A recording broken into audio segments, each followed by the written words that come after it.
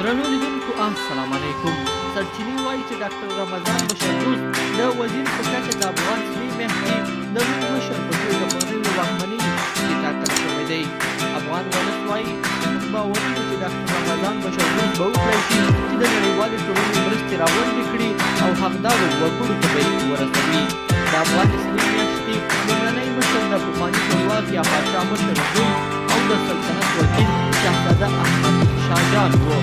د بل خوا د چین بهرنیو چارو وزارت ویلي د طالب ډلې ګډې کابینه د تېرو دریو اونیو د لوړیو مخه یې نیولې ده، هرکله یې کوي چې دغه راز د افغانستان څخه د افریقا بېپزې وطن هم کتلي دي او ډېروي چې د طالب ډلې نوې کابینه به په د ټیکاو راوستلو کې مرسته وکړي.